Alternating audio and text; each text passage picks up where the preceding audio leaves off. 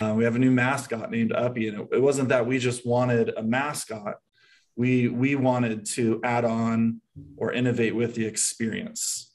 And so years we've been talking about mascots, right? Everyone's like, oh, you got to have a mascot. You got to have a mascot. And I was like, I just don't want a mascot just to have a mascot. It's got to have meaning. There's got to be a reason why. And so I think that's a great example of something that we worked together as a team over a year or so of creating this mascot, and not just what the costume would look like, but how it would interact with guests and how that would improve the guest experience from just visiting the park or having a party at the park, whatever it is, to make sure it's improving that guest experience. Welcome to the Attraction Pros podcast, where we discuss the latest trends and challenges facing the attractions industry today. We chat with some of the top leaders in the field and provide resources that will help develop your career in this great industry. I am Josh Liebman. I am obsessed with the guest experience and helping attractions make that their top priority for success. And I'm Matt Heller. I am passionate about organizational effectiveness, leadership development, and employee engagement. Now sit upright, hold on tight, and get ready for the Attraction Pros podcast. Hey, Matt, how's it going? It's going fantastically, Josh. How are you? Doing so well. Always good to hear a fantastic. Yay! Question for you. Yes, sir. What are your thoughts on employees having fun at work? I think it should be discouraged. I don't think people should be able to have fun at all, anytime, anywhere. I don't believe you in the slightest.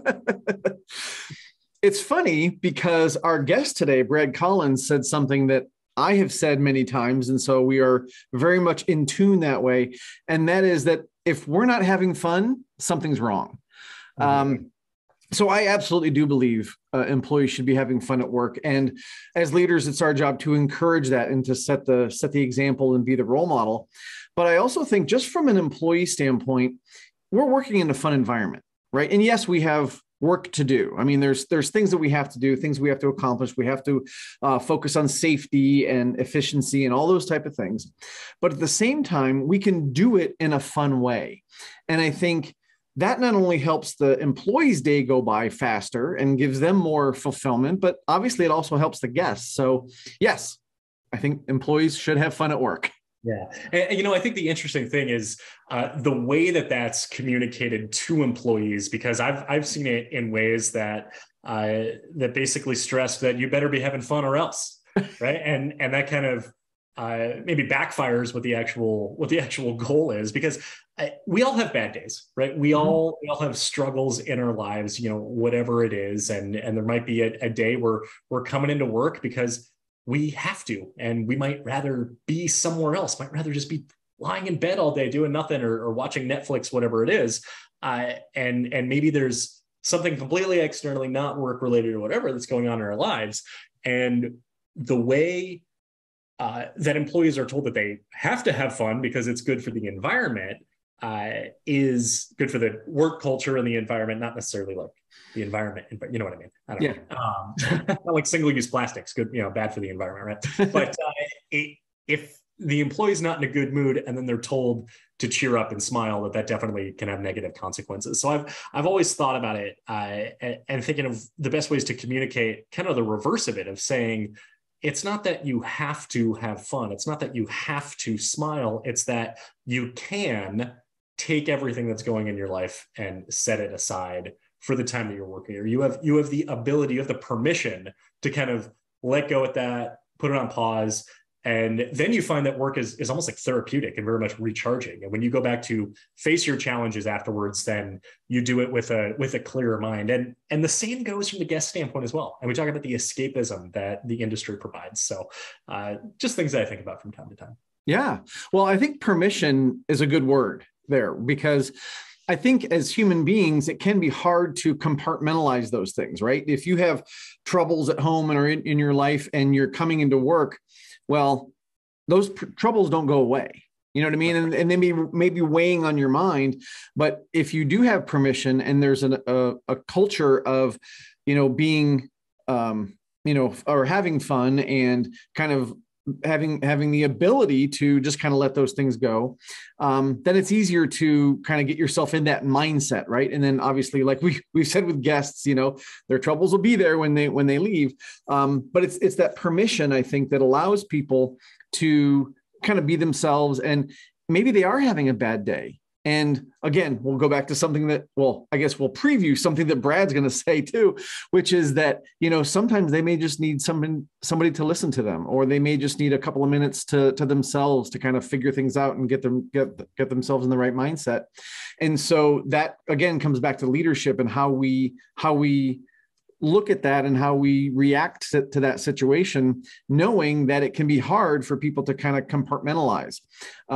Total aside, a number of years ago, I read a book on retail, and it's, same things happen in theme parks and different locations where there's this kind of landing strip, right? When you first come into the door of a Uptown Jungle or Islands of Adventure or wherever, there's this opportunity for you to kind of get into the right space physically, but also get into the right headspace. So like when you walk into a retail location, some of the things that are going to be in the front, you may not look at right away. It might just kind of be eye candy and things like that. And then you kind of move to the back of the store, and then you come to the front. And it's kind of the same, like with, if you think about Islands of Adventure, you go in, and do you stop at the gift shop that's on the left first? No, you go into the park, and you go to Harry Potter, you go to the Hulk, whatever, and then you stop on the way back. But you get this opportunity to get yourself in the right mindset. And I think team members have that same thing, whether it's their commute to work, it's when they first get there, it's the time to kind of wash off the stuff that they've been going through at home. They clock in, they talk to their coworkers a little bit, and then they get into their job for the day. That's that same concept. So we have to have an opportunity for us to kind of change our mindset from being at home, that compartment, to being at work into a different compartment. Well, Matt, if I didn't know better, it sounds like there's a strong intersection between the guest and employee that you just pointed out. And that's one of the many intersectional points there. And you know what, we even get into a few more in this interview. So Brad Collins, he is the president and COO of Uptown Jungle Fun Parks. As of right now, they have 8 locations. Their 9th is underway. We talk about things like having fun at work. We talk about the intersection of guest and employee experience, just like you brought up right there. We talk about betting on your people, which is a really interesting one as well. And being able to make those calculated decisions and some of those investments, even if they don't necessarily have a direct return. And we talk about innovating the guest experience as well. So this is just such a fascinating conversation and interview. And one of the things that goes along with everything you just said, to Brad's way of thinking, is about the long term, right? It's easy to make a decision that seems to be the best for what we're doing right now, right this minute. But is that really going to be the best decision a month from now, 2 months from now, 10 years from now? So that's a really different way to kind of look at things from the length of time that decision is going to have an impact. Yeah, absolutely. So so much of the conversation, the interview that we have with Brad is very much focused on the human elements and interpersonal, whether it is about guest experience, employee experience, or both of those together. So what do you say? Should we get to this interview with Brad? Let's do it. Let's jump right in. Brad Collins, welcome to the Attraction Pros podcast. How you doing? Great. Thank you. Excited to be here with you guys. We are so excited to have you here and jump into this conversation. Can, first of all, you tell us a little bit about yourself and your career? Yeah. So I am the president and COO of Uptown Jungle Fun Parks. I was born and raised in San Diego, moved to Phoenix about 6 years ago with my wife and 5 kids. I think the best way people that work with me closely describe me as I'm willing to do whatever it takes so the team can win. I think that's about me in a nutshell. I am an optimist. I firmly believe that everything's figure outable. I think it's kind of I don't know if you ever read that book or heard that phrase, but it's from Marie Forleo. It's a great book, great phrase. Well, as an optimist myself, I'm going to steal that. So everything is figure outable. I love that. Yeah, it definitely is. Cool. So tell us a little bit more about Uptown Jungle. And actually, my first question is, what is the name? What is Uptown Jungle? What does that mean? We went through a lot of names when we were figuring that out. And we just wanted something to describe a fun, crazy place for kids. We started back in 2014. And in 2013, it was actually my father and his childhood best friend. They saw, the trampoline park industry was booming. It's kind of like they were popping up everywhere. And they attended some and said, hey, we're loving these trampoline parks. We bring our kids to them all the time. Why don't we come up with something that's similar, but maybe with even more activities? And the idea was started. So we're not a franchise, we're all corporately owned. And I started very early on, helping my father a little bit with some of the financial stuff in the background, and slowly but surely my little bit of help turned into a whole lot of help. And here I am today. So when we first started, we had no idea about IAPA or about vendors to contact or anything like that. And so we kind of threw together our first park in 2014. It was definitely kind of a beta project. Even had some used equipment. We were figuring it out. But then we started learning the industry, meeting vendors and industry professionals. And fast forward 8 years later, we have a total of 8 parks, and our 9th is currently being built. So those 9 parks are in Southern California, Arizona, and Nevada. And we don't have any set plans to build beyond that right now, but I'm sure, or I hope at least in a few years that we'll be expanding even more and reaching new markets. The best way I describe it is we have trampolines, we have climbing walls, we have obstacle courses and play structures. We definitely cater to children 2 years old to, I would say, about 10 years old. And so I think that sets us apart quite a bit, as a lot of others in the industry are going for older kids or young adults and things like that. We have all the little kids at our park. So we open bright and early at 9 a.m. every weekday morning and fill the place up with toddlers. So when you walk into an Uptown Jungle, it's definitely eye candy. We design it really well. I think back when I was a kid of DZ Discovery Zone. I think I've heard that comment a lot from others that were similar to that, or it reminds them of that in their childhood, which is kind of exciting because I loved going there when I was a kid. But yeah, it's just high energy, lots of happy screaming, and a lot of fun. And I think the best compliment we get is when the kids are falling asleep in the car on the way home. That's our goal. We wear them out. Yeah. Well, it's funny, Brad. I was looking at the website, and under memberships, I think the first line is wearing out your kids has never been easier. Right. I think it's something like that. So obviously you're targeting the parents with that statement, but can you tell us a little bit more about kind of that length of stay? So how long does it take to wear out the kids? And it may be different depending on the kids, but kind of what is your common, what are you seeing commonly in terms of like length of stay and how long people are enjoying the activities? Yeah. So all our admissions are based on time. I would say on average, people stay 90 to 120 minutes. Is pretty typical. And with everything going on there, that's plenty enough to build up a sweat and wear yourself out. That's for adults and kids. Yeah. Yeah. Yeah. I was gonna say, Matt and I, we went to a trampoline park once a few years ago, and after an hour, I think we were both like, it was the beginning of the day, and we're like, I completely wiped for the rest of the day. Brad, there was one thing that you mentioned a few minutes ago that I'm wondering if we can come back to. You said with the 8 parks and the 9th on the way, you specifically mentioned that it's all corporate owned, not franchising. Wondering if you can share a little bit about kind of that decision, or maybe even just the pros and cons of it. Because in the FEC space and in the trampoline park space, that's there's so many business models that are franchised. So we'd love to know why you prefer to keep it all owned and operated. Yeah, I think right now we're It's just kind of a result of how we started, that we continued with, and that we have an individual group of investors for every location.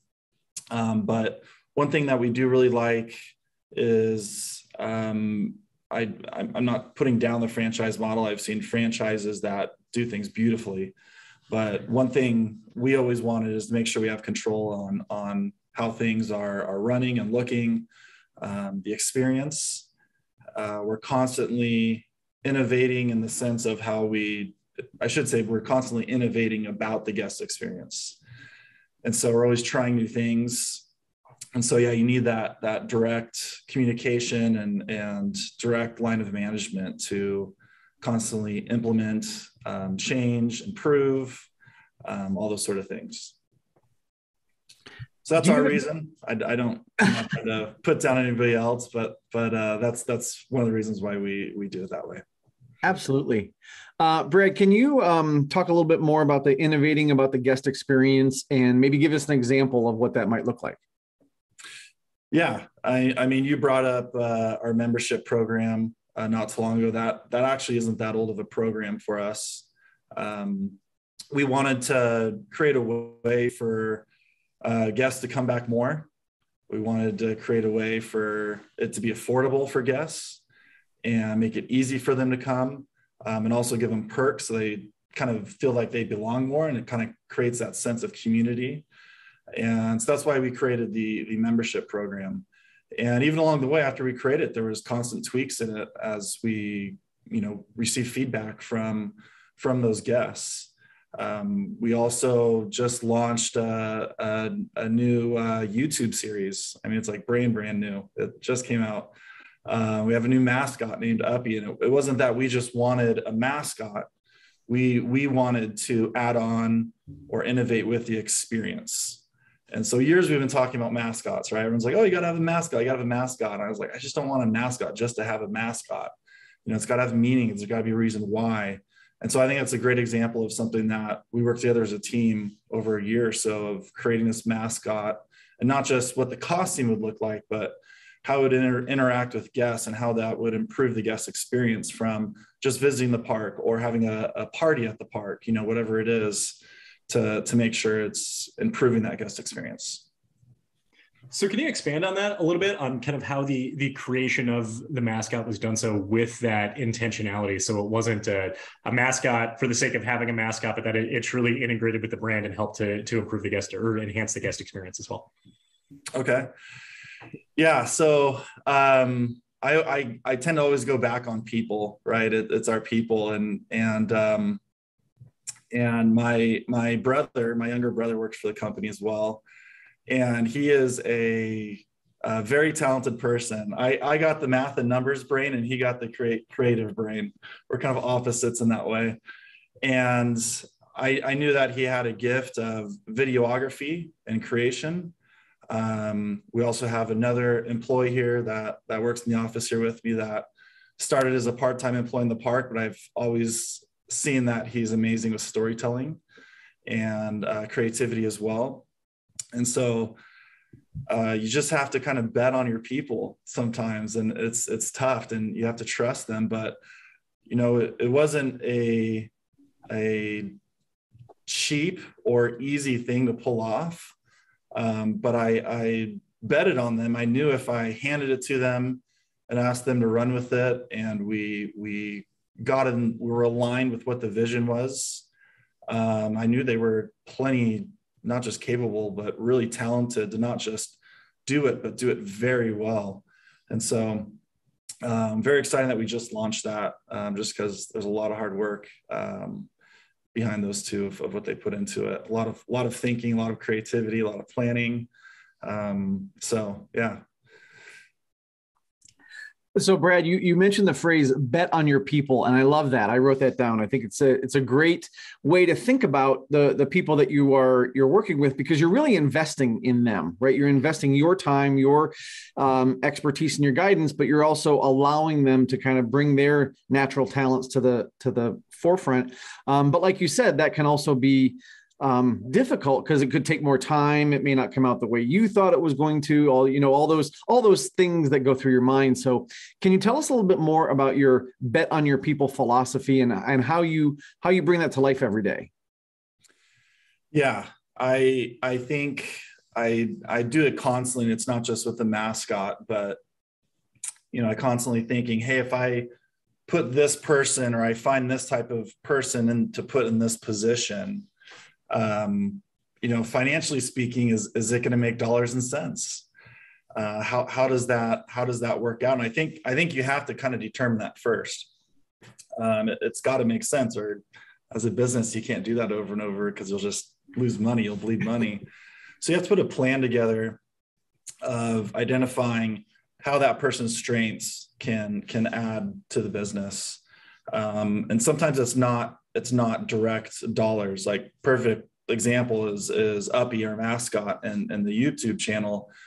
We got it launched and right now it may not seem it's adding direct dollars every day to our business, but long term we see what it can do for our branding, what it can do for the connection it makes with our guests and fans, the experience it creates in our parks. There may not even be a way to directly track that dollar for dollar. But if you put a plan together that that the end result of what that person can do will pay off financially or in other ways, then you follow it. And you have to trust them.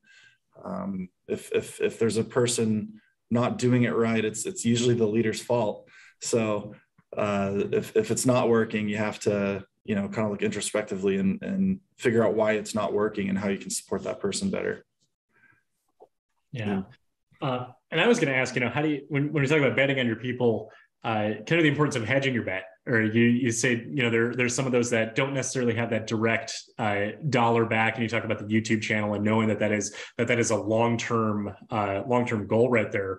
How do you then allow yourself to bet on your people or kind of make these types of investments and things that might not necessarily have that direct impact back to the bottom line, but knowing that they're a long-term goal and kind of, you talk about trusting your people, but also I would say trusting the process as well. Yeah, it's hard sometimes, just coming with an example, after a few days, I'm like, why don't we have 10,000 subscribers on YouTube yet? It's like, you want it to happen so fast and quickly. And especially when you've put so much time and effort behind it. Yeah, it's just sticking to the vision and the goal. I think it's just those constant meetings and conversations. Sometimes you might find yourself or others a little misaligned, is that they might get a little off track or start thinking differently, or something might be hard, and so they might go for the second best instead of keep striving for the first best idea. So it just takes a lot of alignment. So it's definitely the leader's job to keep them aligned and meet with them often, make sure they're supported, and make them feel like they're working towards that goal. And sometimes it's a really long ways away, so you have to keep reminding them over and over again. But if worse comes to worse, and let's say it doesn't work out, I would imagine that if you're willing to bet on that person because of their talents, that there's definitely something else or somewhere else or a similar idea, or maybe learned a lesson along the way or a new idea that you could definitely find and put them into. And when I talk about betting on your people, you're betting on your best people. I've heard the quote before that you put your best people on your biggest problems, right? And so if these are some of your best people, whether it's a mascot or finding a new way to clean your facility or whatever it is, I'm pretty sure those people, if they're that good, can figure that out for you or work on a new project. Well, and I would think, Brad, part of that process is finding out what those talents are, right? I mean, you could have a frontline employee that comes in and, you hire them to work with the attractions, and they could be amazing at something that if you didn't have the conversation with them or you didn't get to know them, you wouldn't know that about them. So do you have ways that you go about finding that out, or is it just kind of through organic conversation? It's both. I think it's definitely organic, but I think that the organic side of it comes from the environment that's created at work. And so I think people have to trust you. They have to, I'm big about having fun. And so they have to feel comfortable about having fun and being themselves. And as you have to make them feel it also that you have their back, that even if they mess up, that you still have their back and you're going to work through it. You don't want them to be scared or have fear or anything like that. And so if you're creating a really good culture, really good work environment, I believe those organic things naturally come out, or that employee won't be scared or nervous to bring up like, hey, I really like doing my job right now. It's great, but I'm actually very talented at this. And I'd love to see if I could use this and something here at Uptown Jungle. And I think that's a perfect example, as I shared about our employee that was started as a part-time employee at one of our parks. And now he's creating the story of Uppy, our mascot, and it didn't come instantaneously, but it took time to build that relationship and trust where I could see that he had a talent, because I saw in the park that when the toddlers were there, he decided to dress up as a pirate and lead them around for a treasure hunt or things like that. He felt comfortable to do that. He wasn't scared. He didn't hold back. And so it started out in the park and creating a better experience for the guests. So I'm wondering if we could actually follow that trail a little bit. So we talk about kind of, betting on your people and sort of giving them the opportunity to maybe kind of extend beyond their job duties. And you talk about those, those conversations and with the culture that happening organically. And then, the employee who's hired as a part-time employee now has a role that's much bigger than, or much more expanded perhaps than what they were initially hired to do. Turning that into, I would say, like long-term benefits for the business as far as, employee retention, reduced turnover, employee loyalty, and down to the guest experience. What do you see as those being kind of the long-term benefits that maybe those are those things that don't necessarily have that immediate ROI? Where are the 10,000 YouTube subscribers going to right away? But that these are overall long-term benefits to the business. Yeah, and I'll kind of share something related to that. We kind of have a path, if you will, in our full-time employees of growth. And I always get really disappointed when there's a position open and we don't have someone ready to fill that position. We have all these other parks, and sometimes people move different locations in order to take on a new job. But I consider it a bit of a failure when we have an open job and we don't have anybody ready to fill that. That means we didn't develop that person, anybody for that. And so that's something we focus on a lot, is developing our people.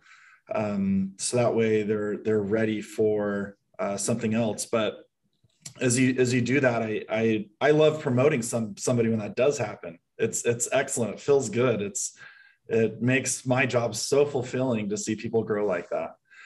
And so when you promote somebody else, other people see it and they're like, wow, that I used to work with that person. Like, and now they're in this management position. That's amazing. And so I always can tell there's some excitement, when people do get promoted and grow into that. It trickles throughout the organization when it happens and makes people excited. And I hope that it shows everyone that we trust them, and that if they want it and they want to earn that type of job and develop that, we are 100% behind them. That's really cool. And I love the fact that your attitude is that if you don't have somebody ready, right, then you look inward and say, maybe we didn't do something right. We didn't develop them. So I'm curious, when you talk about, somebody moving through the ranks, if you will, in your organization, What are those things that you are helping them to develop? I'm sure it's, financial literacy and, how the business works, but also there's a lot of people skills that go along with that. So I'm just kind of curious if we could, as Josh and I like to say, peel back the onion a little bit about your process in developing the next generation of leaders. Yeah, I think it just starts out identifying the type of people that you want in your organization. And I'm sure it's similar across the board, but we want somebody who can critical think and is smart about it.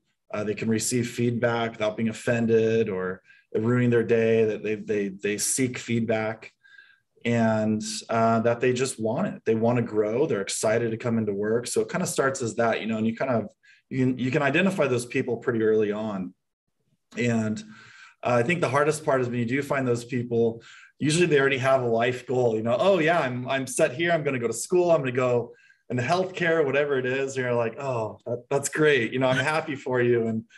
And so the way we look at it is we hope that one way or another, if someone's plan is to stay at Uptown Jungle for their whole career, or they're just here for a year, to get them through school or something like that, or until they go to school or until this job starts, whatever it is, that one way or another, that Uptown Jungle, or at least their time at Uptown Jungle, is a stepping stone closer to their goal.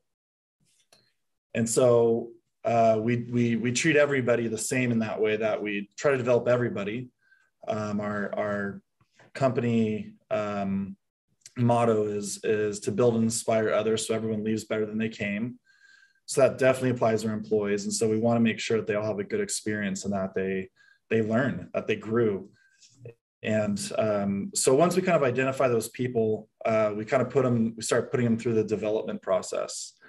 And if they truly want it, it goes pretty quick.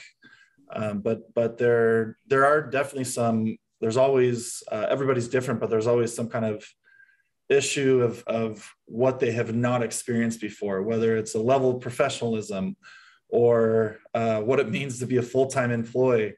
All these different things that are in a way just life lessons when it comes to employment, but that we hope to teach them, and you just have to work through them.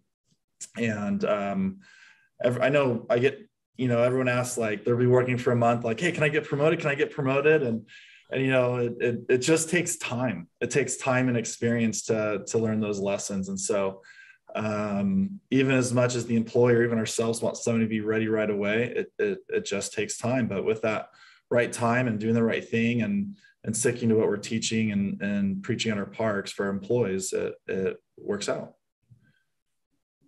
So Brad, there's this topic that Matt and I have been exploring a lot lately, and it's very much the intersection of guest and employee experience. And there's something that struck out there when you said, there was a mission or the vision, I can't remember, but to build and inspire others so that they leave better than they came. And that you said that goes for both guests and employees. Can you talk about, I would say, the intersection, or really how those weave together, that applies to the guest experience as well as the employee experience? Yeah, that's a great question, a great point. I do not think there's that much of a difference between the guest experience and the employee experience. Obviously, employees have some key responsibilities that they have to fulfill. I get that, but our hope is always that the employees have a good experience, that they come to work and have fun. When they walk through the door of the building, they're able to kind of check themselves and leave whatever's happening outside of work and leave it outside of work, that they can forget for a bit of time while they're working, having fun, any troubles they're having. I think it's safe to say that every person in this world is having some kind of struggle. That's life, right? There's always something. And so we hope, obviously we hope that for guests, that they can come in, they can play like crazy and have fun and just have such wholesome playtime that they can forget about any of their troubles. But we strive to do that as well for the employees, not because we're keeping them busy because they're working hard, but because they're having fun while they're doing it. I would say there's a problem when our employees aren't having fun. We talk a lot about the concept of good versus great with how our employees do their jobs. And it's sometimes it's not training. It's really just a choice of the employee of their attitude. If someone's monitoring the trampolines, they can just stand there, kind of lazily looking around. They're still doing their job. But there's another employee who could be having the time of their life as they're interacting with kids on the trampoline, laughing at them, cheering them on, just having fun with them. And it can be a lot of fun. And so it's important to create that atmosphere within the team that work is fun.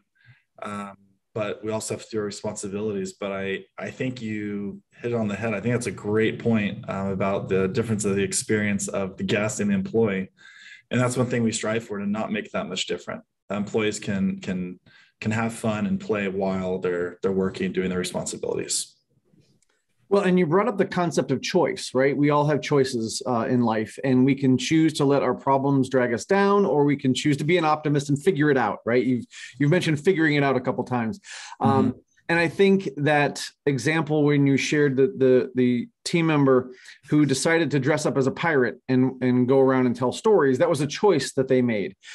I also recognize, obviously, that when someone new comes in, it takes them a while to sort of be comfortable with your culture, right? And you may say, let's go have fun. But in their last job, they weren't allowed to have fun, or it wasn't a fun job, or that kind of thing. So it takes some time to not only get those YouTube visitors, right? But it also takes time to build the culture. And then when you have a new person coming in, it takes time for them to really understand and buy into the culture. Right. So I guess my question then is, from a leadership standpoint, what are the steps you're taking to ensure, let's talk about frontline employees, that when they come in, they understand and they buy in, and then they can make the choice of, I'm going to make the choice to have more fun while I'm watching the trampoline than just to stand there and just kind of let time go by. Yeah, I think that it starts obviously with the interview and choosing really good people.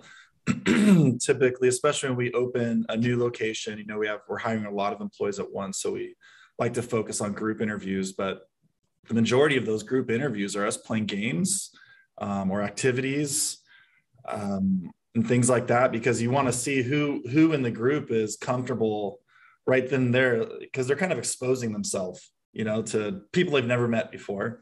Someone who, it's technically an interview.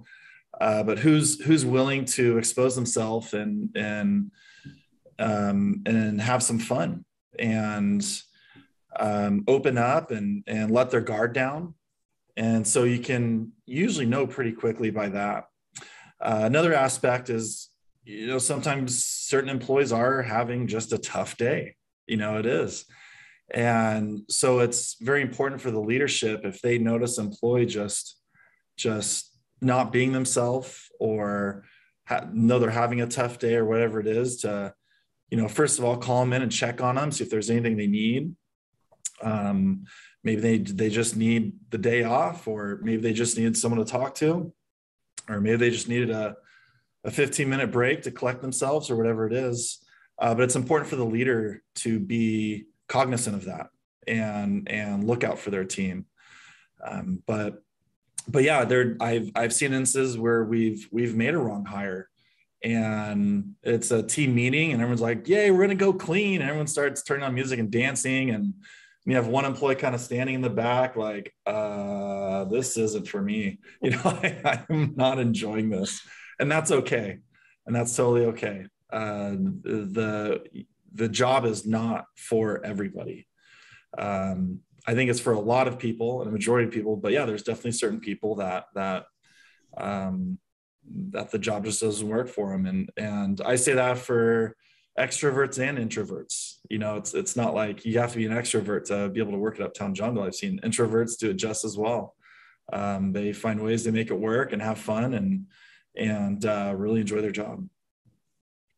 Continuing on this topic of having fun at work, or the importance of that, you mentioned earlier, and kind of looking at both the guest and employee experience, that everyone has some sort of struggle going on, whether it's the guest who's coming for the escapism purpose at Uptown Jungle, or the employee just kind of natural things in their lives, and wondering how you're able to connect that with the importance of having fun at work in a way that makes sure it's not coming across as you cannot have a bad day when you're coming here, but you can allow yourself the same escapism that our guests are coming here for. So it's saying, it's not gonna eliminate the struggle, car broke down, broke up with your girlfriend, boyfriend, whatever it is, but that you can allow yourself to disconnect from that through your shift. And from the time you park your car till the time you get back in your car, it's not that you have to have fun, but you can allow yourself to put that aside and focus on a fun environment. Does that make sense? Just curious as far as like how that can be best communicated to frontline staff, so they know that, it's a choice, and that they're, it's not that they can't have a bad day, but that they can put that aside, right? Yeah. I think it starts with the leader, and that they have to be a good example of that.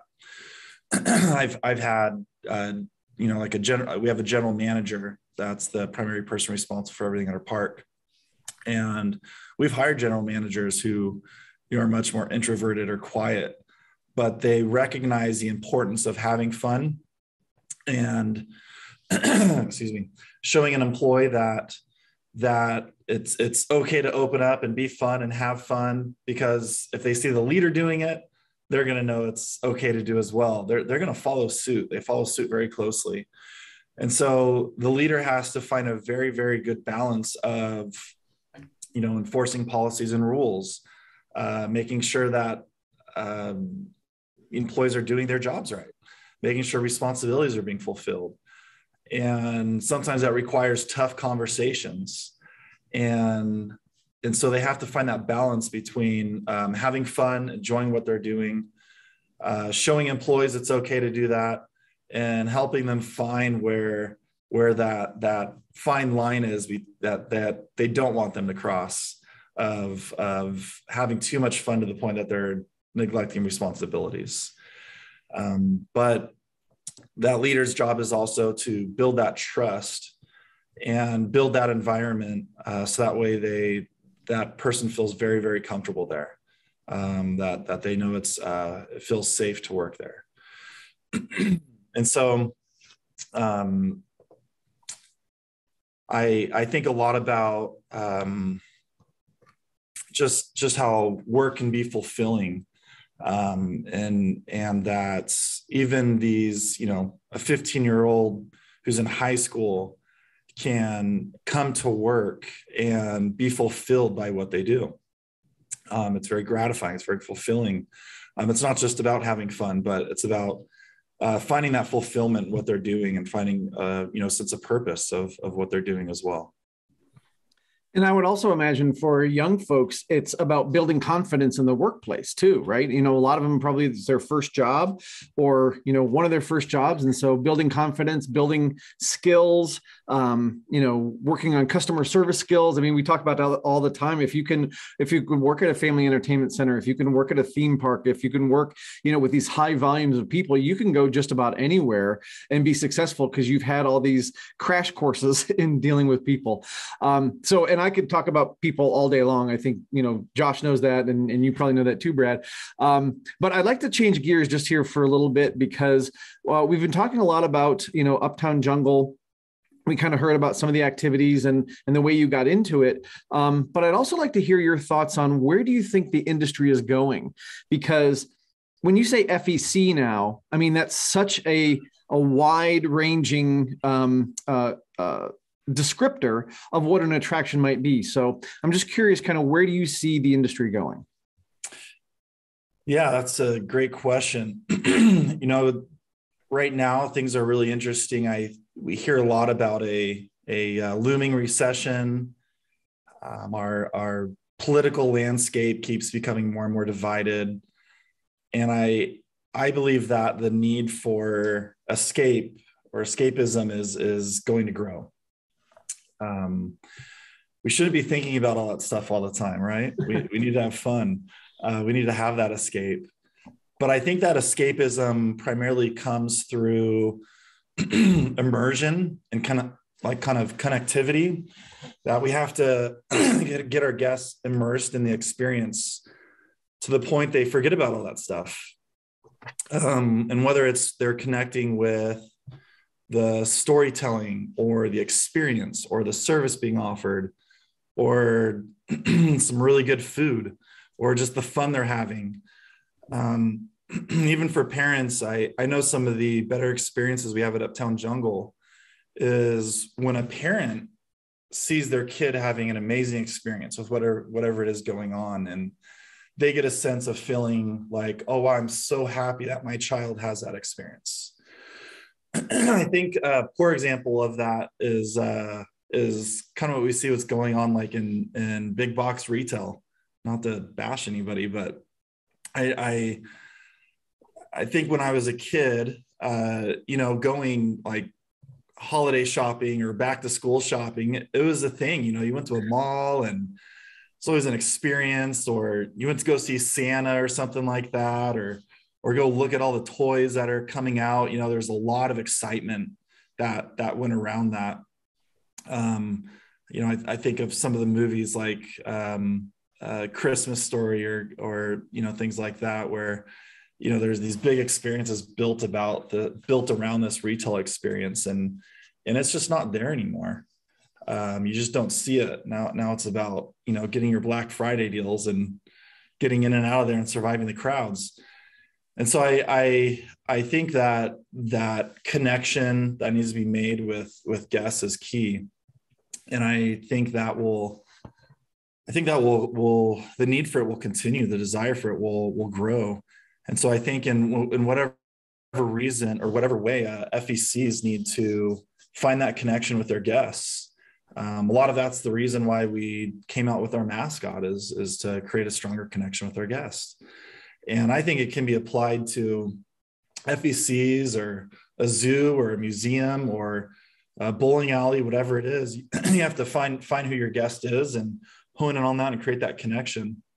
I think a lot of people make the mistake, and I feel like I see it all the time, where it's like, yeah, we cater to all ages, and it's for everybody. I'm like, it may be, and it probably is, but until you really dial in on exactly who that is you're catering to, you won't create as much of a strong connection. And that can be in many ways. Like I said, it can be the service offered or the experience created, or maybe there's a theme or a storytelling throughout the experience, or just the level of fun or memories made. But I think that's where it's headed. And I think that the demand for it will grow just based on where things are at right now. Excellent. Brad, this has been such an awesome conversation. I feel like we could continue this for hours and hours. We'll have to schedule a part 2 sometime. In the meantime, though, if people wanted to learn more about Uptown Jungle, if they wanted to get a hold of you directly, where would you send them? Best place is to probably find me on LinkedIn, to find me, to learn more about Uptown Jungle. Probably best to visit our website at uptownjungle.com. Or if you're in California, Nevada, or Arizona, just come on in and have some fun. That's awesome. Brad, like Josh said, this has been a great conversation. Wondering if you have any sort of last words of insight or wisdom that you'd like to share. Yeah, I think I would like to share that I consider myself a visionary. I'm not Walt Disney. I'm not Elon Musk. I'm nobody like that. I don't come up with those crazy big ideas to create some fantasy land or anything like that. But I do catch a vision on many of the small things. Maybe it's on how our cash is counted, or maybe it's on how our facility cleaned, or how the guest experiences when they walk in the door. But I think my biggest advice is that everyone can be a visionary. You just have to figure out what that vision is and and work like crazy to achieve it. Excellent. Well said. Great note to end on as well. So Brad, thank you so much for your time today. We really appreciate the opportunity to chat with you. And for everyone out there who is watching and listening, just remember, we are all attraction pros. Thanks for listening to the Attraction Pros podcast. Make sure to subscribe so you can tune in when new episodes release. And even better, please leave us a review on iTunes. For more information, visit attractionpros.com.